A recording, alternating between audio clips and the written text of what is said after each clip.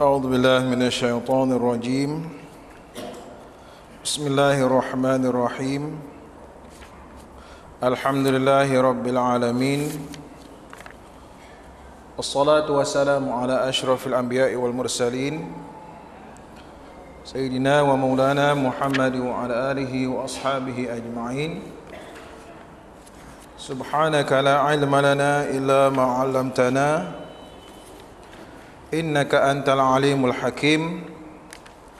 رب اشرح لي صدري ويسر لي أمري واحلل عقدة من لساني يفقهوا قولي. Yang berbahagia Tuan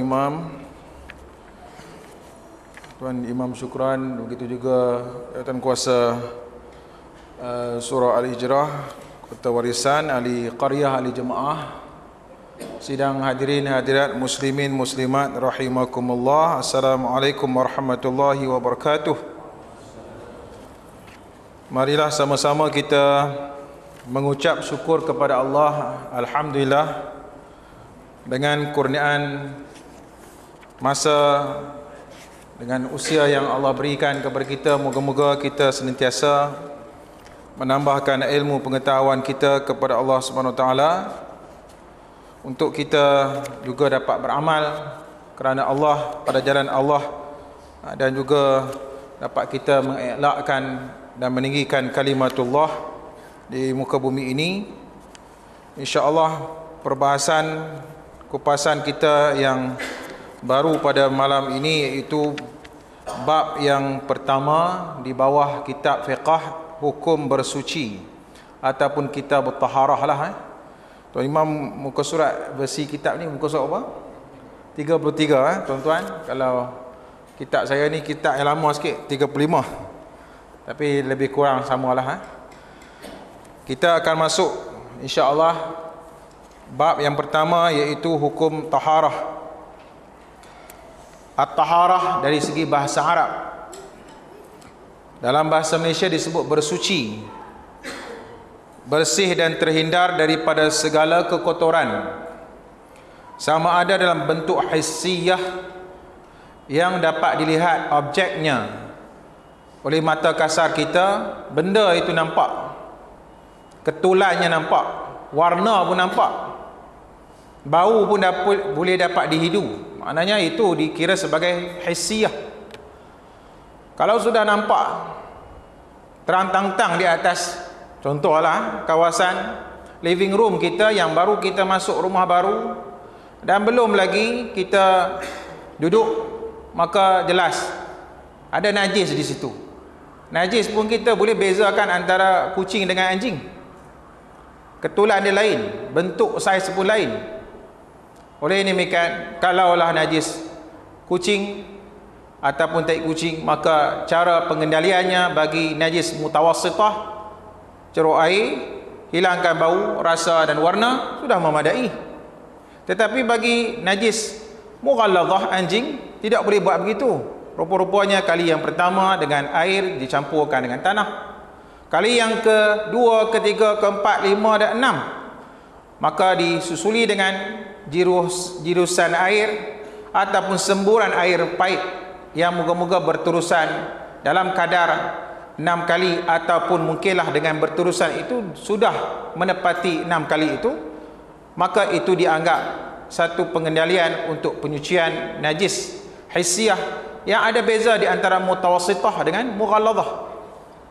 Menunjuk kata komunikasi dengan hukum dari segi teoretikal dan praktikal akan berbeza pengendaliannya apabila kita ada ilmu. Apabila kita ada ilmu. Kalau tidak ada ilmu, pakai cerok gitu aja lah, selesailah, kan? Kita pun kata hukum pukul rata ajalah. Najis ke kucing ke anjing ke apa ke. Sebab possible, bukan kata rumah. Kadang-kadang kalau pintu pagar surau sekalipun tak ditutup, tak dikunci pagar-pagar elok, sedangkan ada dah signboard sila tutup balik pagar ataupun dia punya pintu-pintu utama di ruang solat, agar tidak memasuk ataupun boleh kemungkinan masuk kucing ataupun anjing, maka itu kena ambil perhatian.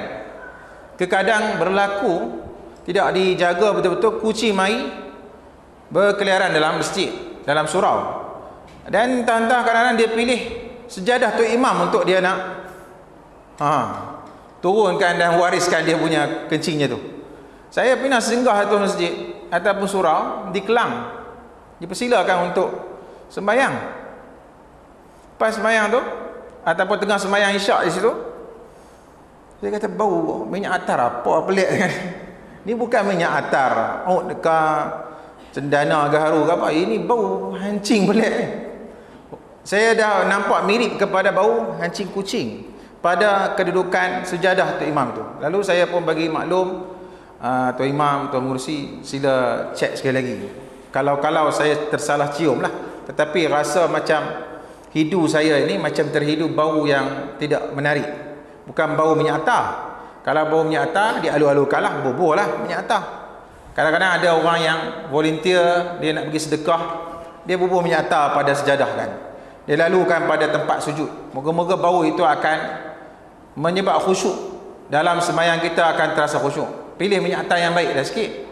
Jangan bau senyonyong pelik kan. Pening kepala kita. Bersin habis ramai-ramai jemaah. Sebab buah minyak atar yang bukan-bukan. Minyak atar yang Hajarul Aswad ke, misk abiyat ke, ataupun kasturi asli ke, itu baguslah kan. Alfuz Zahra ataupun dipanggil 1000 bunga. Apa ada lagi banyak sentimen lah apa semua, jenis-jenis nama-nama minyak atar yang bagus, silakan. Dengan minyak atar made in Taliban ke India mana tu, sampai bau ke main kuat sangat. Tuan-tuan yang dirahmati Allah, najis sama ada berbentuk hissiyah ataupun berbentuk ma'nawiyah. Hissiyah benda yang nampak maka hendaklah dihindarkan, ataupun ma'nawiyah berbentuk benda yang mungkin sudah hilang, tidak dapat dikesan lagi, ataupun dalam kitab ini disebutkan berbentuk ma'nawiyah dari segi perkara yang mazmumah, yang keji. Sebab itulah disebutkan bahawasanya perbuatan bertenun nasib, perbuatan contohnya kita ini melakukan sembelihan kepada berhala-berhala, itu dia panggil sebagai rijz ataupun najis, kekotoran, min amali syaitan. Sesungguhnya ia merupakan najis, kekotoran dan amal syaitan. Justru ada yang dipanggil najis dalam bentuk objek, ada yang dipanggil najis dalam bentuk tidak nampak, tetapi najis juga dalam bentuk yang spiritual, dalam bentuk yang tidak dapat dikesani. Dengan yang demikian Abu Hanifah telah pun menyatakan air musta'mal daripada kesan berwuduk. Orang yang ambil semayang, kalaulah air itu sudah pun orang kata bercucuran daripada anggota wuduknya itu, airnya itu sudah tidak boleh diambil pakai lagi, sebab dia itu sudah dianggap najis ma'nawiyah. Segala dosa-dosanya itu akan mengalir sama melalui wuduknya. Justru pada permulaan tangan yang dicuci. Tangan kita kadang-kadang pergi buat yang bukan-bukan, tangan kita pergi sentuh yang bukan-bukan ke, ataupun mulut pula pergi mengumpat yang bukan-bukan, buat ketupat yang lebih-lebih ke, bahkan mungkin tercakap, ataupun hidung kita, mata kita nampak yang bukan-bukan, telinga kita mendengar. Akhirnya melalui pelakuan dan pengamalan wuduk itu, Imam Abu Hanifah, imam yang pertama daripada senarai imam-imam mujtahid yang besar lah, mengatakan bahawa air musta'mal, kesan wuduk itu sudah dianggap bukan musta'mal lagi, najis. Sebab dia maknanya mentafsirkan air musta'mal, kesan daripada lelehan air pada anggota wuduk itu sebagai air yang bercampur dengan najis-najis maknawi. Umpatan, dengar yang tak elok, mata memandang yang tidak elok, sudah tertumpah dalam satu bekas yang kita dah berwuduk itu, dia mengalir dan itu sudah kotor. Itu sudah kotor. Dia bukan menganggap musta'mal lagi, dia sudah menganggap itu sebagai mukhtalif bin najis. Mukhtalif ni mencampur dengan najis-najis yang maknawi.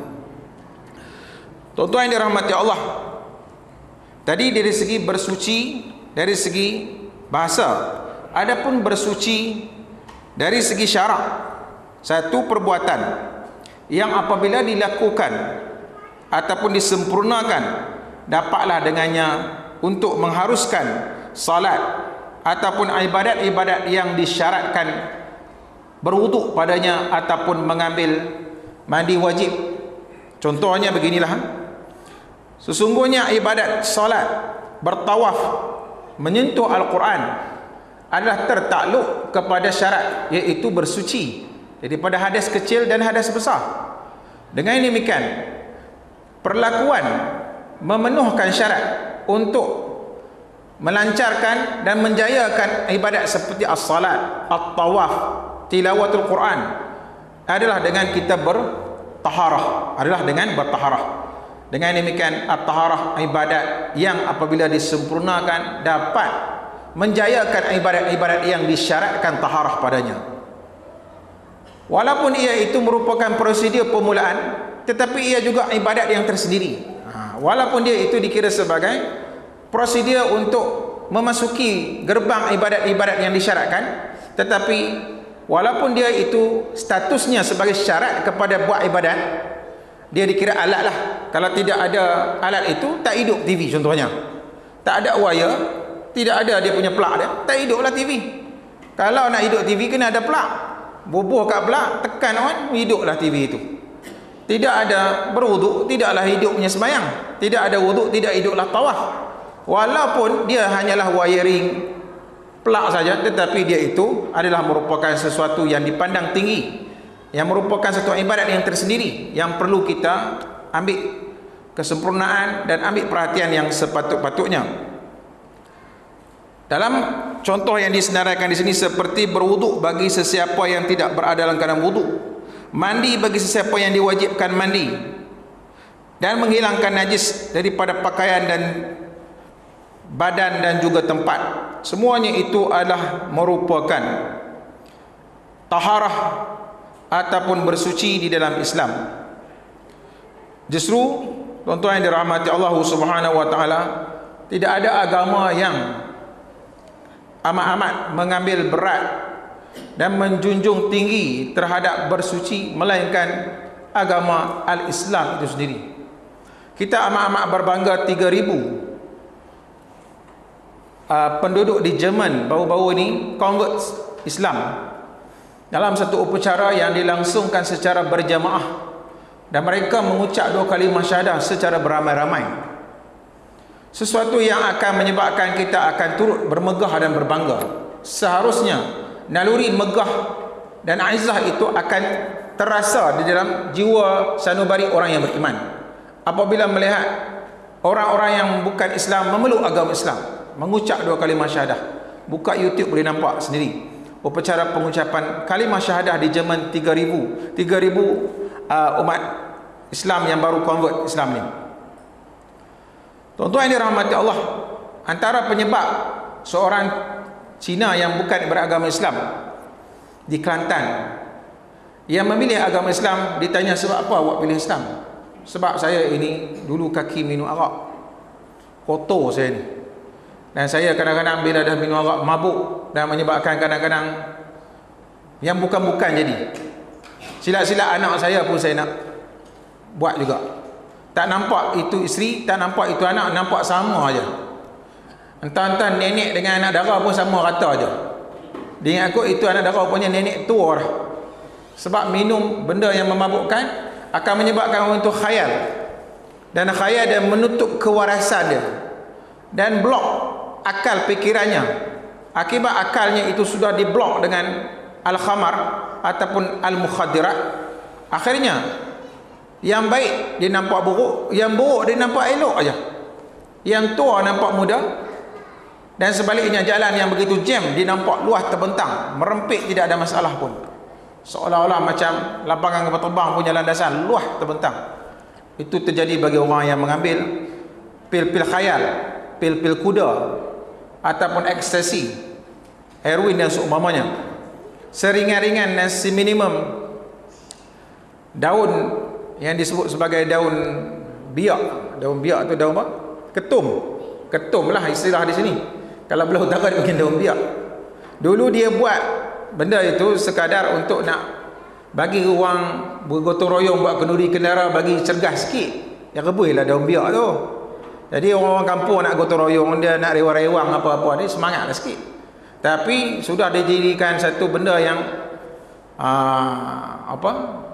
yang begitu berleluasa pula sampai beribu-ribu. Daun ketum itu dibungkuskan dan dipasarkan di belah Kedah tu, sampai ada yang menjual daun ketum tu untung 3-4 ribu sebulan. Untung sampai beribu-ribu akibat daripada jualan daun ketum itu sudah dianggap sebagai orang kata dadah dah. Dia jadi macam merosakkan. Jadi orang Cina ni dia kata, saya ni dah tengok bermacam-macam agama, tidak ada agama yang melarang arak ini. Benda ini saya anggap amat kotor, saya rasa dah kotor lah. Sebab saya jadi macam ditampukan hidup saya dengan arak. Akhirnya dia kata, saya hanya menemui agama Islam lah yang mengharamkan arak. Oleh sebab itu dia masuk agama Islam. Waktu dia temu bual itu, dia cakap, orang Cina ni cakap Kelantan, sebiji macam orang Melayu Kelantan. Saya pun tidak boleh nak membandingkan dan membezakan dia ni orang Melayu ke orang Cina. Sebab dia punya telur Kelantan tu memang pekat habis lah kan. Bodoh bukan main kuat kau makan. Sebab orang Cina tu dia cakap macam orang Melayu, sebiji macam orang Melayu. Dengar, oh Cina apanya. Dalam radio IKM tu, dia Cina, dia mengaku dia mencari-cari apakah agama yang paling suci, yang paling bersih. Dijumpai agama yang paling suci, yang paling bersih ialah agama Islam. Tuan-tuan yang dirahmati Allah, oleh sebab itu berwuduk, mandi wajib. Ada yang berlaku dah berkahwin 15 tahun belum lah, maknanya tak mengamalkan mandi wajib sekalipun, tak pernah mandi wajib. Dan ditanya, awak sembahyang macam mana kalau tak mandi wajib? Sembahyang pun tak pun. Allah, patutlah. Maknanya mandi wajib pun tidak pernah, sembahyang pun tidak buat. Jadi dua-dua tak buat. Alat untuk nak sembahyang pun tidak ada, sembahyang itu pun tidak dilaksanakan. Patutlah, padan sangatlah kalau hidup macam tu. Orang yang tidak mengagungkan salat, tentulah bersih pun tidak nampak. Bersih dari segi wuduk pun tidak hidup, wajah pun tidak bersih, sebab dia tidak melaksanakan as-salat. Orang yang bersolat paling-paling berwuduk, muka dia pun sudah dicucikan, dapat dibersihkan. Dengan demikian patutlah tuan-tuan yang dirahmati Allah, berwuduk itu menjadi amalan. Sama ada syarat nak pergi sembahyang ataupun diamalkan secara yang disunatkan, senantiasa berada dalam keadaan wuduk. Bilal ibn Rabah, apabila Bilal, tuan-tuan yang dirahmati Allah, semasa Nabi Muhammad Isra dan Mi'raj ke lapisan-lapisan langit ketujuh, sampai Arash, sampai ke Jannah ataupun syurga, didapati ketika itu bunyi deruk, bunyi tapak kasut. Sedang seorang berjalan, seseorang itu sedang berjalan di hadapan Rasulullah, bukan di belakang, di hadapan baginda Nabi Muhammad sallallahu alaihi wasallam, menyebabkan Nabi Muhammad amat kaget dan terkagum dengan bunyi telapak kasut bukan mengikut jejak langkah Nabi Muhammad dan Jibril. Bahkan telapak kasut itu berada di hadapan Nabi Muhammad dan Jibril. Ini dah overtake ni, lompat depan, dia duduk depan lagi, dia lebih laju derah lagi pula daripada Nabi Muhammad dengan Jibril. Maka Nabi Muhammad kata, siapa ni jalan kaki depan kita berdua ni? Maka Jibril kata, itu bunyi kasut Bilal ibn Rabah, sahabat kamu. Tukang azan itulah yang duduk depan kamu sekarang ini. Menyebabkan Rasulullah begitu tertunggu-tunggu bila nak tanya Bilal ni, supaya dapat diketahui rahsia di sebalik amalan yang menyebabkan Allah sudah pun seolah-olah booking tempat Bilal awal-awal lagi sebelum masuk tu, tapak kasut dah berbunyi dalam syurga. Lalu Rasulullah pun bertanya, wahai Bilal, bima sabaqtani fil jannah? Wahai Bilal, apakah amalan yang menyebabkan kamu boleh menangi dan memotong perjalananku dalam syurga itu? Sesungguhnya aku masuk syurga semalam dan aku mendengar khashkhashata na'lika, iaitu bunyi kasut yang bergeseran dengan tapak ataupun dengan lantai syurga semalam.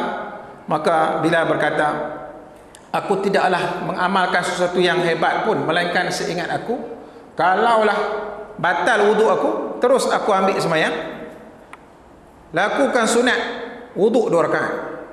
Usalli sunnatal wuduk rakaatain lillahi ta'ala. Terkentut lagi ke apa ke, kemudian ambil sembahyang, tunaikan sunat wuduk 2 rakaat. Itu yang diamalkan oleh Bilal ibn Rabah, yang menyebabkan dia senantiasa hidup dalam keadaan berwuduk. Batal hidupkan wuduk. Justru saya tidak begitu cenderung kepada satu upacara ketika akad nikah. Dan ada pula penyarungan cincin yang dinamakan sebagai pembatalan wuduk. Namakan saja upacara sarung cincin, cukup dah. Jangan dinamakan upacara pembatalan wuduk. Sebab mana boleh kita katakan batalkan ibadat. Ibadat kalau kita buat, go on, teruskan. Jangan kita nak kata batalkan pula. Sebab kalau sudah itu dikira sebagai satu niat langkah kita nak buat ibadat, tafadhal, silakan. Jangan kita kata ni kita nak buat upacara pembatalan sembahyang isyak sekejap ni. Pembatalan sembahyang isyak. Jadi kita buat sembahyang, lepas tu kita batalkan. Tak boleh. Kita kalau nak buat bagi habis. Buat bagi betul-betul. Justru kalaupun dia nak ambil wuduk, ambillah wuduk. Tetapi kalau dia sarungkan cincin, sarungkan cincin. Tidak perlu dikatakan itu sebagai upacara pembatalan wuduk. Upacara penyarungan cincin tidak mengapa, tidak ada masalah pun. Jadi itu bukanlah masalah pengamalan, masalah istilah saja. Misunderstanding dari segi pengistilahan dan penjenamaan upacara itu. Lalu tidak perlu dinamakan sebagai upacara pembatalan. Sebab tidak ada dalam ibadat kita ini ibadat kemudian dibatalkan. Dia nak puasa sunat contohnya pada hari Khamis, lepas tu nak batal lah. Sebaik-baiknya jangan batalkan, kecuali ada reason yang amat-amat kuat. Contohnya dijemput kenduri kahwin, sedang pada hari itu dia sedang berpuasa sunat. Kalau berpuasa sunat berbanding dengan menghadiri kenduri kahwin kuat lagi, maka lebih baik dia cancel aja puasa sunat tu, hadir kenduri kahwin, makan je. Sebab kenduri kahwin kuat. Tuntutan dan orang kata kehadiran itu amat-amat dituntut dalam Islam. Islam mengambil berat kebersihan dan bersuci sebagaimana firman Allah Subhanahu wa taala. A'udzubillahi minasyaitonirrajim. Bahwasanya ketika mana kita menunaikan salat, maka Allah berfirman, ya ayyuhalladzina amanu idza qumtum ila shalah faghsilu wujuhakum wa aydiyakum ila al-marafiq wamsahu bi ru'usikum wa arjulakum ila al-ka'bain. Wahai orang-orang yang beriman, kiranya kamu ingin mendirikan sembahyang, faghsilu wujuhakum, basuhlah muka daerah, dan juga dia punya frame-nya itu hendaklah kita berwaspada agar dapat disempurnakan betul-betul. Bermula daripada, kita katakan beginilah, daripada sebelah pipi kanan kita ni yang kita boleh nampak anak telinga, lalukan air. Maknanya kalau kita nak sapu gitu pun boleh, ataupun hendaklah kita memastikan sapuan serentak dua belah itu pun tidak mengapa, ataupun pastikan daerah muka itu disempurnakan, iaitu daripada anak telinga bulatan sampai kepada anak rambut, pusingan sampai anak telinga, dan bawah dagu. Justru bagi orang perempuan lah terutama sekali kalau nak ambil wuduk, memang kena buka lah kain tudung tu kan. Kalau nak jaga juga tudung tak dibuka, memang dia akan menyebabkan tak dapat dibasahi ruang muka yang sewajar-wajarnya. Justru ruang berwuduk bagi wanita agak tertutup. Ikutlah dia nak buka tudung ke nak pakai scarf pun gagah, tak ada masalah. Sebab itulah ruang wuduk bagi perempuan hendaklah agak tertutup, agar dia dapat selesa dia nak buka kain tudung lebih senang. Jangan kalau diletakkan di ruang yang agak terbentang begitu, menyebabkan dia pun susah nak ambil wuduk. Sebab kalau dia nak wuduk dalam keadaan yang masih menjaga tudungnya itu, menyebabkan dia tidak dapat menyempurnakan basuhan muka daripada anak telinga, anak rambut, anak telinga, dan bawah dagu disempurnakan. Basuhan bermaksud penggunaan air yang lebih dengan sapuan. Sebab itu dalam rukun berwuduk ada bahagian anggota yang dibasuh, ada bahagian anggota yang disapu. Bahagian yang dibasuh faghsilu wujuhakum, muka kena basuh. Kemudian wa aydiyakum ilal marafiq, basuh juga tangan sampai kepada siku. Siku ini lebihkan sedikit, maknanya jangan siku ngam-ngam, siku ni bagi bawah sikit, supaya kita ini dapat melebihkan sedikit. Sampai Abu Hurairah meriwayatkan, yud'a ummati yaumal qiyamah ghurran muhajjalin min athar wudu. Sesungguhnya umat Nabi Muhammad dipanggil dengan penuh penghormatan, berseri wajah, anggota-anggota wudunya akan bercahaya, sehingga orang musyrikin, orang kafir, orang munafikin akan begitu takjub dengan penampilan orang-orang muslimin dan mukminin itu bercahaya di pentas padang mahsyar. Akan berlaku satu keajaiban, Allah kurniakan orang-orang mukminin, orang-orang yang beriman ini bercahaya. Sebab apa bercahaya pada wajah mereka? Bukan ada wiring apa, lampu apa, tetapi itu kesan wuduk di dunia dahulu. Sepanjang usia yang sementara di dunia dia telah berwuduk, maka Allah sampai kepada berkat daripada berwuduknya itu bawa sampai ke hari kiamat. Wuduk nampak, bagian-bagian anggota wuduknya akan bercahaya. Oleh demikian, faman arada an yutila ghurratahu falyaf'al. Abu Hurairah kata, barang siapa yang ingin melebihkan cahaya kemuliaan wuduk pada hari kiamat, buat lebih sikit, tambah lebih sikit, tetapi berpada-padalah. Jangan sampai sampai ke ketiak tu dia. Ni sampai ketiak pula. Hak ni sampai ke lutut. Itu dah lebih baik jeri mandi terus. Kan kalau nak berwuduk macam tu, lebih baik siram mandi terus, pakai shower tu saja aku wuduk kerana Allah Taala, terus siram tu. Lebih puas hati lagi. Tetapi disebabkan berwuduk pun dia ada atur cara yang tersendiri. Dia bukan boleh main langsam begitu aja. Rasulullah mengajar ada prosedur, ada step, ada permulaan. Ikut panduan itu. Ikut panduan itu. Dia bukan boleh main jiruh gitu aja. Seelok-eloknya ikut sebagaimana yang ditertilkan ataupun ditertibkan. Sebagaimana yang Rasulullah tunjuk ajar tertib macam tu, ikut tertib. Tertib ini susun begitu. Jangan kita pakai lompat dan pakai pukul rata begitu saja. Basuhlah tangan kamu sehingga kepada siku, wamsahu, sapulah, biru'usikum, sebahagian daripada kepalamu, wa arjulakum ilal ka'bain. Oleh demikian, sapuan hanya kepada kepala, sedangkan kaki hendaklah dibasuh sehingga kepada buku lali. Anggota-anggota yang disebutkan daripada suratul Maidah ayat ke-6 ini, anggota yang menjadi rukun dan fardu ketika berwuduk. Justru dalam keadaan kita ini emergency case, atas flight, dalam musafir, kadang-kadang singgah, tidak ada rawat dan rehat, pergi ke mana? Arab Saudi ke contohlah. Kadang-kadang sukar juga nak mendapat rawat dan rehat di Arab Saudi yang begitu selesa. Di negara kita ini alhamdulillah rawat dan rehat dia macam bukan main kemah lagi lah. Airnya, bilik airnya Masya Allah. Tapi kalau di Arab Saudi, terkadang kalau driver itu silap berhenti kepada rawat rehat yang bukan-bukan, kita masuk nak buang air besar contohnya, nak berak ke apa, tak jadi, cancel terus. Masuk-masuk, Allah, kenapa bergelimpangan sangat tu? Apa-apa yang di atas lantai tu sampai ada berlebih-lebih, tak jadi, cancel, tunda, nantilah kat Mekah, nantilah.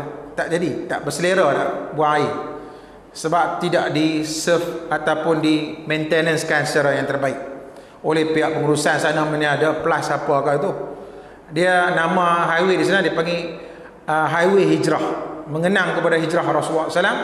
Tetapi saya kira satu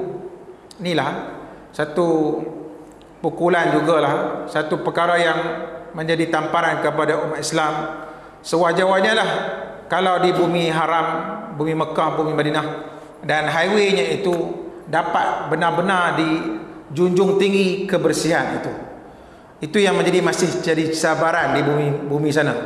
Mekah haram, tanah haram tidak ada masalah, tetapi highwaynya itu, kalau kita singgah highwaynya agak tidak begitu selesa dan tidak begitu maknanya sempurna lagi. Kadang-kadang kita singgah di tempat-tempat tertentu, air pun tidak cukup. Oleh demikian, biasanya kalau kita travel di bumi sana, terpaksa siapkan air satu botol mineral itu lebih sikit, supaya dapat kita guna pakai untuk berwuduk. Tambah kadang-kadang kita travel pergi ke China contohnya. Di China tidak ada sistem piping yang begitu directly untuk kita basuh kencingan dan buang air besar kita. Dalam toilet tidak ada. Justru cara yang mungkin berlaku, ambil daripada tu, sinki depan apa, kat depan tu, bubuh dalam bekas, masuk dalam toilet, buang air, cuci itu. Kalau terlupa nak bawa, alamatnya kencinglah dalam keadaan hanya dilapkan dengan tisu semata-mata. Ataupun kadang-kadang ada orang terpaksa flashkan dan semburan daripada flash itu dapat dicucikan juga. Hampir teratur terjadi. Kalau kita travel ke China akan bertemu dengan keadaan-keadaan yang agak complicated. Justru kita kena belajar juga. Oh, rupa-rupanya kalau dalam keadaan yang begitu terdesak, kita tidak perlu guna air banyak sangat. Kita terpaksa ringkaskan. Hanya pada yang wajib sudah cukup. Basuh muka, basuh tangan sampai ke siku, sapu kepala dan juga basuh kaki. Sudah memadai. Di atas flight contohnya. Kita nak buat umrah, maka biarlah umrah pun jadi mabrur, biarlah kita punya solat pun mabrur juga. Jangan nak kejar haji mabrur, umrah mabrur, solat tak mabrur. Hak tu yang tak seronok tu. Solat terpaksa dikorbankan akibat nak kejar haji yang mabrur. So kadang-kadang terjadilah juga, Allah, terkilalah. Tak ada nak semayang atas flight, tak ada nak semayang kat airport pun tak ada semayang. Lagi kita semayang di hotel aja lah. Ada yang membuat satu ijtihad begitu. Saya kira insya-Allah di mana-mana juga atas flight, atas kita katakan lantai di airport Jeddah pun kita boleh semayang. Ambil satu corner aja di ujung tu, tengok arah kiblat belah mana, kita ambil satu sudut, mari kita semayang. Walaupun tidak ada kapet pun, tak semestinya kita kena proper ada kapet. Lantai pun insya-Allah gabung-gabung sikit, Allah Akbar. Itu sebenarnya yang asli, yang originalnya. Semayanglah, sesungguhnya bumi Allah itu suci. Kita menjadi nelayan kah? Kita jadi pemburu kah? Kita menjadi jabatan perhutanan kah? Kita bertugas di mana-mana nak ukur kah? Buat pemetaan kah? Tak mana pun dah datang untuk semayang, semayang je. Tak perlu kata Allah mana surau ni, duk cari surau, hampa tak semayang, dan menyalahkan mana surau kawasan kampung ni. Inilah JKK tak buat surau ni. Tak payah. Sebenarnya di mana-mana jua adalah tanah itu menjadi suci untuk kita bersolat. Dengan kita tengok ijtihadkan di mana arah kiblat, Allah Akbar semayang. Sekalipun kita nelayan dan timing itu masuk waktu semayang zuhur ke, waktu semayang asar ke, carilah pulau-pulau yang berdekatan, berlabuh sekejap, Allah Akbar semayang. Itu langkah yang terbaik. Kadang-kadang bukan apa, yang kadang-kadang kerja yang begitu, mencari nafkah, mencari ikan apa semua, kadang-kadang tak semayang. Akibat daripada kita susah nak semayang. Kadang-kadang yang itu cara nelayan, yang cara mekanik, nak buat macam mana ada berlemuh dah, berlemuh ni berlumuran lah. Dengan minyak hitam, minyak grease. Macam mana nak semayang? Saya ni tukang sapu cat ke apa, macam mana nak semayang? Lain-lain kali kalau nak semayang, kena bubuh minyak gas pula. Nak cuci. Dekat setengah 1 jam tu. Nak cuci, baru nak semayang. Lain-lain kali saya tak boleh semayang. Saya semayang zuhur dengan asar nanti je. Waktu maghrib nanti baru saya semayang. Itu pun kadang-kadang OT sampai isyak nanti baru cover balik. Zuhur, asar, maghrib. Allah Akbar. Akibat daripada pekerjaan dalam bidang mekanik ke, welding ke, apa kita tangan dah berlemuh dah dengan cat, dengan grease, tak boleh nak semayang. Tidak menjadi penghalang. Ambil sebentar masa, cuci sekejap, Allah Akbar semayang. Jangan dijadikan itu sebagai maknanya halangan untuk kita berjumpa dengan Allah. Sekalipun kita bersusah sedikit, insya-Allah Allah bagi berkat. Kerja kita pun berkat, gaji kita pun berkat. Sebab apa? Kita senantiasa ingat kepada Allah. Buat kerja pun, kalaulah gaji lebih pun, OT lebih, tapi tak berkat, tak ada apa juga sebenarnya. Tak pernah buat ibadat kepada Allah. Menarik pun teksi lah. Kalau time semayang, masuk waktu, singgah semayang. Biarpun orang nak panggil ni teksi saya nak pergi. Dia tangguhkan sebentar, semayang sekejap, baru bawa penumpang, passenger tu. Tuan-tuan yang dirahmati Allah Subhanahu Wa Taala, dorongan dan kesaan supaya mandi. Firman Allah Subhanahu Wa Taala ini dalil yang menunjukkan betapa Islam mementingkan kebersihan. Wa in kuntum junuban fattaharu. Kalau sekiranya kamu dalam keadaan berjanabah, maka bersucilah. Di Masjid Nabawi ada satu, kita panggil college kediaman. Zaman Rasulullah sudah ada sistem pengkuliahan, pengajian dan macam pesantren di lokasi masjid Rasulullah SAW itu. Terdapat di situ anak-anak murid, mahasiswa-mahasiswa yang bernama Abu Hurairah, Abdurrahman bin Sakhar, Anas bin Malik, Abdullah bin Abbas, Abdullah bin Mas'ud, Abdullah bin Umar. Semua-semuanya itu dikira sebagai student yang menghadiri kuliah-kuliah tafsir hadis Rasulullah SAW. Sebaik habis waktu pengkuliahan, mereka akan tidur di mana? Tidur dalam Masjid Nabawi. Tetapi tidur di satu ruang yang agak terkebelakang, bukan ruang sembahyang yang utama. So dia punya barang-barang peribadi ke apa semua tu, sikat ke, cermin ke apa semua, sugi ke, letak kat ujung-ujung. Bukanlah letak tengah-tengah tu. Orang nak sembahyang susah. Dengan demikian, kalaulah mereka ini tidur di bahagian belakang, memang mereka ini memang tidur dalam masjid, dan disebutkan pernah seketika sekali sekala berlaku mereka bermimpi dan berhadas besar. Apa yang mereka buat? Mereka keluar daripada masjid, tidak boleh duduk dalam masjid, dan mereka terus mandi wajib dan barulah semula masuk ke dalam rumah Allah Subhanahu Wa Taala, agar dapat senantiasa beradab dan juga bersopan dengan rumah Allah ini. Sebab masuk dalam rumah Allah ini, rupa-rupanya dia ada adab yang tersendiri. Contohnya, tidak boleh berhalaqah dalam surau ataupun masjid untuk bersembang dan berbual aspek dan berita perkara-perkara keduniaan. Tak boleh bersembang rupanya. Halaqah buat ramai-ramai, kita sembang malam ni, nak bersembang apa? MU dengan Chelsea yang mana bagus? MU dengan Manchester City, Barcelona dengan Real Madrid. Tak boleh nak sembang dalam surau begini. Dia tidak sesuai dan tidak selayaknya. Sehingga kan Rasulullah kata, sesiapa yang mencari barang dalam surau ataupun masjid, saya nak beritahu saya dah hilang barang. Kalau siapa-siapa jumpa barang saya, boleh tak tolong pulang kepada saya? Tidak dibenarkan juga.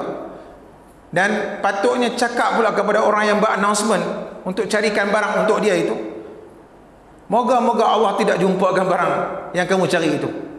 Dan siapa-siapa yang buat announcement, saya nak buat announcement ni, iaitu susu kambing yang diprodukkan sebagai sabun adalah yang terbaik. Saya ada bawa malam ni. Siapa-siapa nak beli, jom. Saya ada jual. Tak boleh juga rupanya tidak boleh diperniagakan dalam rumah Allah. Melainkan kalau di luar sana tidak ada masalah, tapi tidak boleh diperniagakan dalam masjid. Ma arbahallahu tijarata, sampai Rasulullah kata, kalau orang yang membawa perniagaan dalam masjid itu, hendaklah dikatakan kepadanya, tidak ada keuntungan pun dalam perniagaan awak ini. Justru tuan-tuan yang dirahmati Allah, bila mana satu ketika satu hari Abu Hurairah yang merupakan penduduk ataupun pelajar di Masjid Nabawi ini berjanabah. Dia duduk dalam masjid, dia berjanabah, dia keluarlah.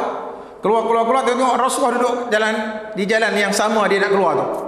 Maka dia pun lari, sembunyikan, duduk di belakang pokok kurma. Dan menyebabkan Rasulullah perasan, oh itu Abu Hurairah, kenapa dia lari duduk belakang pokok kurma tu?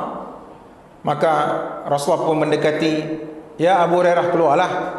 Saya nak jumpa dengan awak ni. Saya malu. Pasal apa malu? Saya malulah. Kenapa malu? Saya berjanabah, hadas besar. Sebab tu saya malu nak berjumpa dengan tuan. Maka Rasulullah SAW berkata, innal mu'min la yanjus. Sesungguhnya mukmin itu tidak membawa najis apa-apa. Justru hanya tidak dibenarkan untuk baca Quran, tidak dibenarkan contohnya untuk sembahyang. Tetapi nak berjumpa dengan siapa-siapa boleh. Jumpa dengan Tok Imam ke, jumpa dengan Rasulullah pada zaman sahabat ni, maknanya boleh, tidak ada masalah. Berjumpa aja tidak ada masalah. Tetapi jangan pergi tahlil cukuplah. Pergi tahlil tak boleh, mana boleh pergi tahlil. La ilaha illallah dulu ada besar mana boleh. Dia kena clearkan dulu, mandi wajib dulu, barulah boleh nak qul huwallah ke, nak tahlil ke, tak ada masalah lah. Tuan-tuan yang dirahmati Allah, hadis Bukhari dan Imam Muslim meriwayatkan sabda Rasulullah, lillahi ala muslimin an yaqtasila fi kulli sab'ati ayyam yawman yaghsilu fihi ra'sahu wa jasadahu. Adalah untuk Allah itu menjadi tanggungjawab setiap muslim untuk mencucikan dirinya setiap 7 hari. Wajib, macam wajib lah. Paling-paling 7 hari itu mesti satu hari Jumaat itu hendaklah dicucikan badannya, kepalanya, jasadnya, agar terkeluar dan hilanglah bau-bau bakteria-bakteria, kuman-kuman apabila dia menjiruskan badannya itu. Islam amat-amat memberikan penekanan yang amat-amat berat. Sebab itulah ada setengah ulama menganggap mandi hari Jumaat itu bukan sunat. Sebab Rasulullah kata ghuslu yaumil jum'ah wajibun ala kulli muhtalim. Ada satu pendapat ataupun mazhab, bukan mazhab Imam Syafi'i lah, yang menganggap itu sebagai kewajipan. Tetapi mazhab yang rajih lah, kalau dibanding-bandingkan dengan keempat-empat mazhab tersebut, mazhab jumhur termasuk Imam Syafi'i mengatakan bahawasanya mandi pada hari Jumaat adalah sunat semata-mata. Kecuali andai pada malam Jumaat tersebut dia telah bersama dan dia telah berjanabah, lalu pada pagi Jumaat wajib dia mandi, kerana mandi wajib, iaitu hadas besar. Dan bolehkah dia nak niatkan sekaligus saja aku mandi wajib dan mandi sunat Jumaat secara dua dalam satu? Boleh. Jawapannya boleh. Tidak perlu buat dua kali ulang, buat sekaligus tak apa. Saja aku mandi wajib, memasukkan dan bersama dengan mandi sunat Jumaat kerana Allah Subhanahu wa taala, supaya dapat kita mengamalkan iaitu kewajipan dan juga sunnah Rasulullah sallallahu alaihi wasallam. Juga hadis Rasulullah menunjukkan betapa pentingnya kebersihan dalam Islam.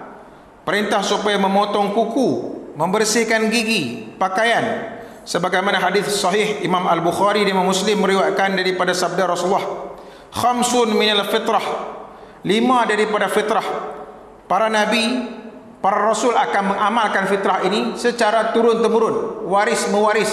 Semua para nabi buat benda ini, iaitu al-khitan, berkhatan. Dahulu Tok Mudim yang menggunakan pisau, siap bawa dengan apa, batang pisau apa semualah siap. Lepas tu ya Allah, lintang pukang orang yang baru disunatkan itu, aduh emak, ya Allah sakit lah kan. Tapi buat kenuri-kenuri lega lah juga kan.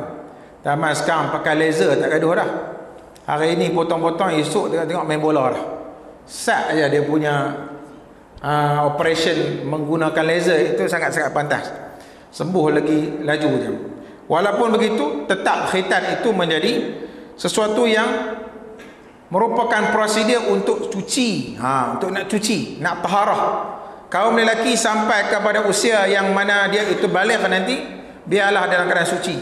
Diputuskan ataupun dipotongkan bahagian yang akan membawa risiko kencingnya itu akan melekat dan bersisa di bahagian itu, hujung kemaluannya itu. Lalu pembersihannya iaitu dengan berkhatan. Bagi perempuan, anak-anak perempuan disunatkan. Bagi lelaki wajiblah makna khatan itu. Tuan-tuan yang dirahmati Allah, wal istihdad. Istihdad pula mencukur bulu kemaluannya. Maknanya itu juga adalah merupakan fitrah yang dianjurkan oleh Islam. Wa natful ibut, iaitu mencabut bulu ketiak. Asalnya Imam Nawawi menyebutkan bahawasanya asal dalam pengamalan Rasulullah iaitu mencabut bulu ketiak. Tetapi kalau tidak berkemampuan untuk mencabut, kerana mungkin takut sakit ke apa-apa, bolehlah digunting. Sebab ada juga yang dia cukur, silap dia cukur. Sebab bila dia cukur, dia akan tumbuh yang baru. Dia bukan tumbuh yang asal tu, dia tumbuh hak lain pula. Lagi lebat macam rambut pula. So, bila nak cabut pula, memang sakit, pedih. Satu kampung Kota Warisan ni dengar dia menjerit nanti. Jangan dia cuba cabutlah kalau gitu. Kalau dah dia tak mampu nak cabut, potong dengan gunting aja. Guntinglah. Itu cara untuk mengelakkan ataupun at-taharah yang dianjurkan Islam. Bulu ketiak itu tidak boleh disimpan panjang menjela. Sampai ambang ke Allah, dia punya hutan belantaranya kau teratur sekali. Maka kena potonglah. Sampai timing dia bersesuaian, dia kena gunting ataupun cabut. Kalau boleh cabut, cabut. Tetapi bagi hidungnya, lubang hidung itu ada bulu-bulu hidung ataupun misai janggut, tidak boleh dicabut. Sebab satu, memang tidak dibenarkan untuk dicabut mengikut sunnah Rasulullah. Yang kalaupun dia nak amalkan, contohnya dia gunting, itu boleh. Gunting, dirapikan bulu hidungnya, misainya ataupun janggutnya yang lebih itu, mungkin dirapikan, tidak mengapa. Jangan cuba-cuba dicabut. Cabut dari segi medikalnya akan memberi kesan kepada saraf otak dan memori seseorang itu. Justru dia akan memberi sesuatu kesan yang agak buruk kepada, nak panggil macam ni lah, dia punya spek ataupun dia punya alat untuk memori dalam kepala orang tu. Dia boleh ganggu saraf ingatan dalam kepala seseorang itu apabila dia dicabut. Sebab itulah kalau kita cabut dia akan sakit, rasa macam sakit habis kepala orang sakit, jadi pening semacam. Sebab itu tidak dibenarkan untuk cabut bagi bahagian janggut ataupun misai. Hendaklah dicabut bulu ketiaknya dan memotong kuku. Mengikut sunnah Rasulullah SAW, memotong kuku adalah terbaiknya. Imam Nawawi merakamkan kitab Nail Autar, memulakan daripada sebelah kanan, iaitu memula daripada telunjuk kanan, tengah manis kelingking, kemudian kelingking kiri manis tengah telunjuk ibu jari, dan ditutupkan dengan ibu jari tangan kanan. Itu caranya. So dia akan start daripada sini, kemudian sini, kemudian last kali ibu jari sebelah kanan, tangan kanan. Adapun kaki pula berbeza sedikit. Dia bermula daripada kelingking kaki kanan, bermula daripada kelingking kaki kanan, tutup dengan kelingking kaki kiri.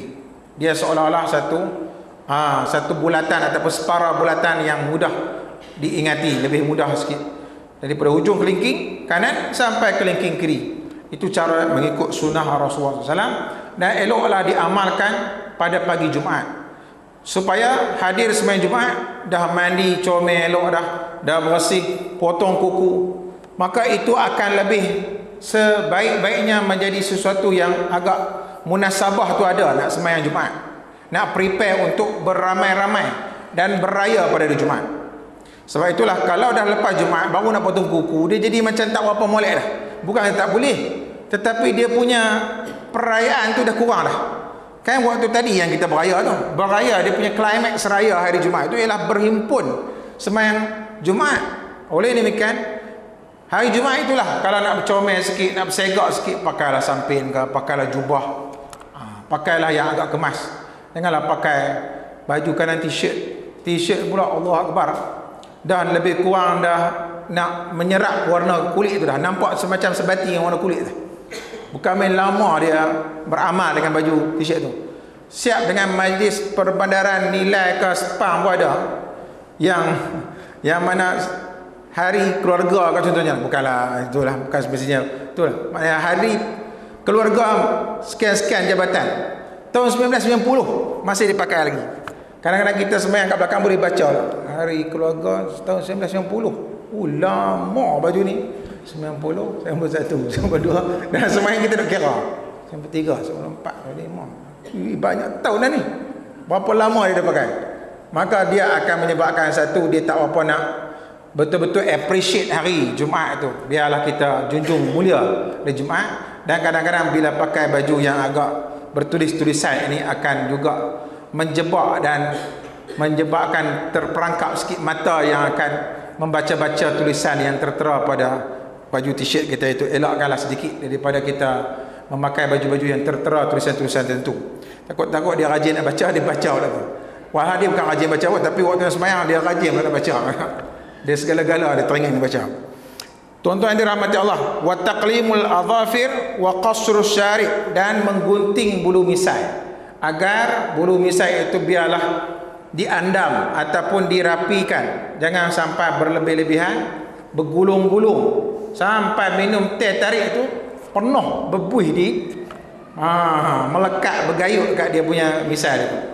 Sebab itulah tidak dianjurkan untuk orang itu menyimpan misai berlebih-lebihan. Sebab satu, dari segi kita punya ni lah, naluri kita akan rasa macam tak apa comel orang tu.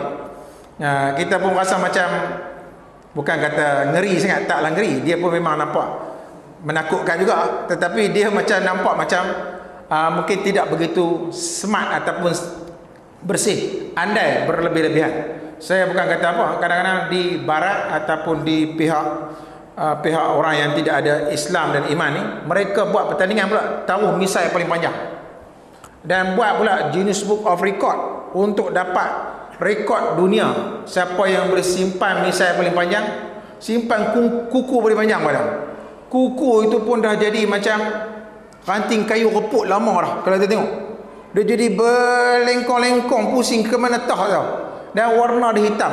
Itu pun dia gamak simpan lagi. Tak tahulah berapa ekor setan lepas tu. Akibat daripada orang istilahkan setan. Tetapi walhal yang terbaik ataupun yang tepat sekali bermaksud bakteria, kuman-kuman yang akan bergayutlah pada kuku-kuku yang disimpan itu. Saya tadi singgah kedai telefon sambil suruh dia tolong so cek nombor telefon apa semua, macam mana nak pindahkan daripada phone punya memori kepada SIM card apa semua. Sebab SIM card pun tak ada nak simpan banyak.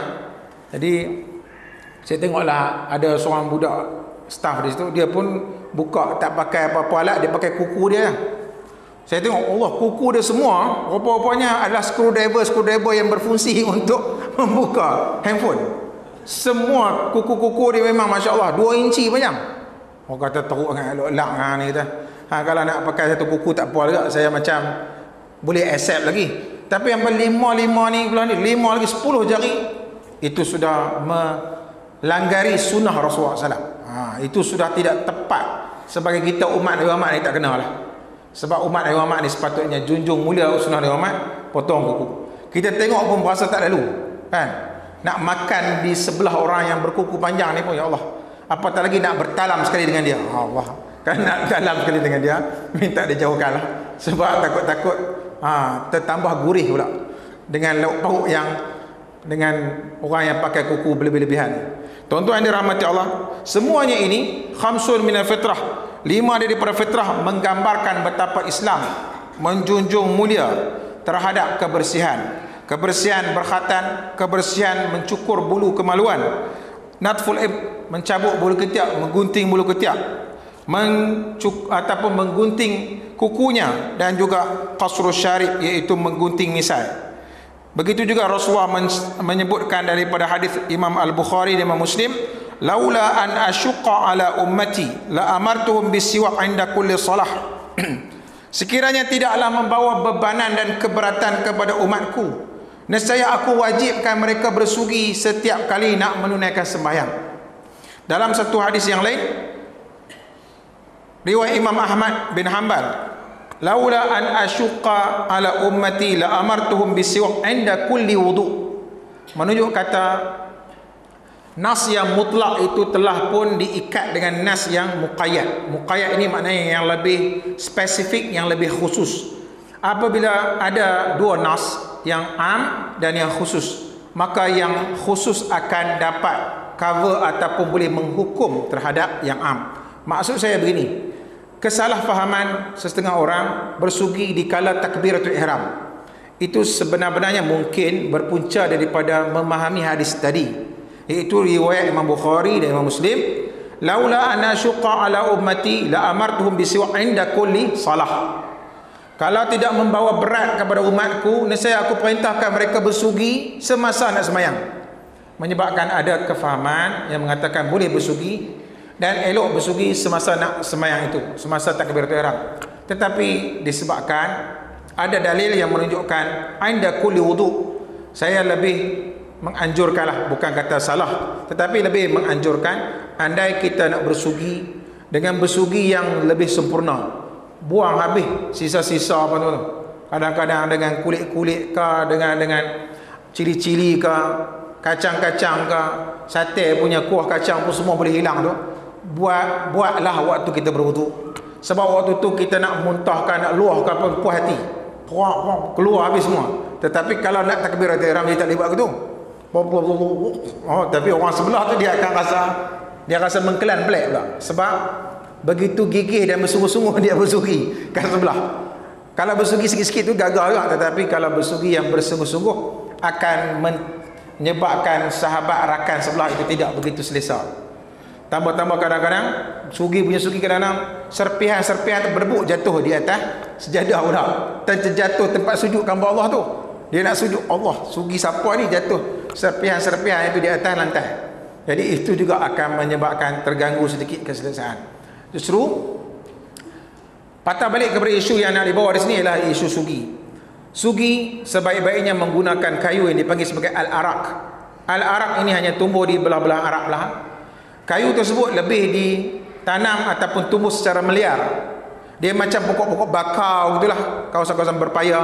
Maka begitulah juga kawasan di negara Arab, dia ada semak samun dan belukar-belukar kayu al-arak. Alif lam alif ra alif kaf, al-arak. Kayu-kayu tersebut biasanya dia akan dipotong, dibawa daripada kawasan-kawasan badui ini ke kota-kota seperti Madinah dan Mekah dan dijual. Kadang-kadang sepanjang ini pun 5 rial dijual, yang fresh, yang baru dipetik tu. Sebab dia ada macam getah dia.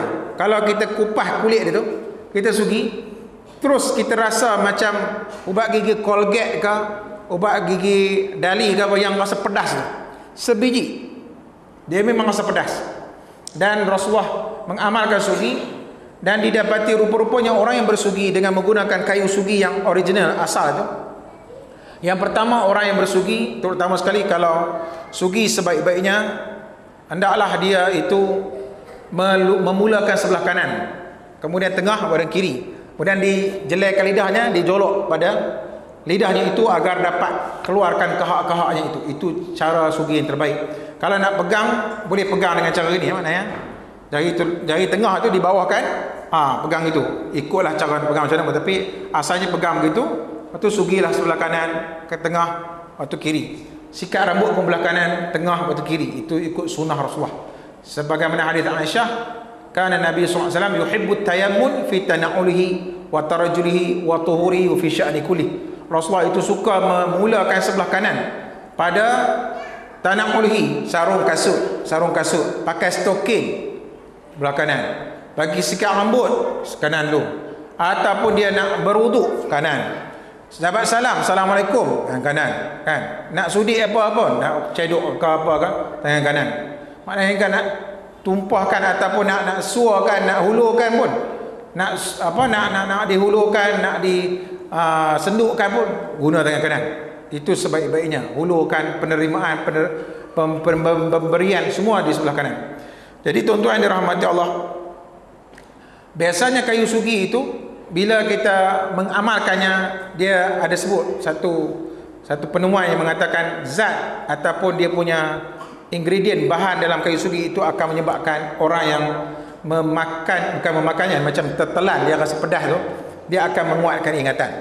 Sebab itulah dielok diamalkan sugi, terutama sekali anak-anak yang tahfiz, pelajar-pelajar sekolah agama. Eloknya bahan ataupun produk itu menjadi produk yang diamalkan.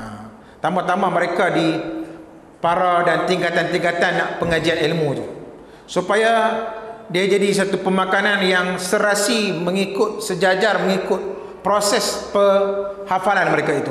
Orang yang nak mengaji sekolah agama, orang yang nak mengaji universiti kan, dia kena ada amalan itu. Amalan iaitu bersugi, kismisnya, pistachio ataupun kajian cerdik apa semua itu diamalkan supaya dapat, maknanya memori yang banyak dapat disokong pula dengan pengamalan sunnah yang akan dapat menguatkan daya ingatan seorang itu.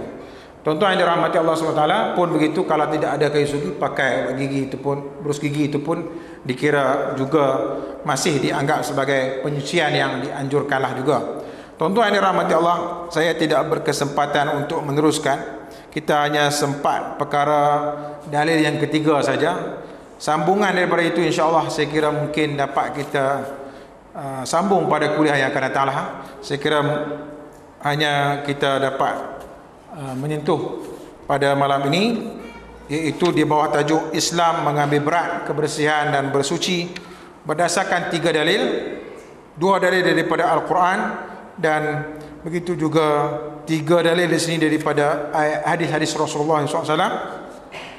Jadi saya rasa cukuplah dahulu kuliah tentang fiqh al-manhaji, iaitu fiqh merujuk kepada mazhab Imam Muhammad ibn Idris Asy-Syafi'i rahimahullah, yang moga-moga dapat kita memperkasakan ilmu dan dapat kita menambahkan amal ibadat kita berdasarkan ilmu pengetahuan merujuk kepada Al-Quran dan hadis-hadis Rasulullah SAW.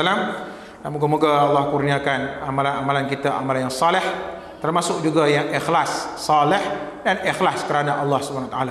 Kedua-dua itu menjadi satu prasyarat. Faman kana yarju liqa'a rabbih falyamal amalan salihan wala yusyrik. Hendaklah dia tidak syirik, iaitu melakukan dengan ikhlas kerana Allah SWT.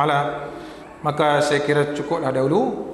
Sebelum menutup kuliah pada malam ini, ingin saya umumkan satu pengumuman bahawa sekiranya tuan-tuan ada kemampuan dan keinginan untuk menjayakan satu proses penyempurnaan kepada binaan sebuah surau Balai Islam Taman Izora. Surau tersebut sudah hampir pun siap sebenarnya. Kalau tuan-tuan pergi ke Taman Izora Bandar Bersut Tinggi depan Sultan Syamuddin punya masjid, dia dalam proses yang separuh dan separuh hampir siap lah.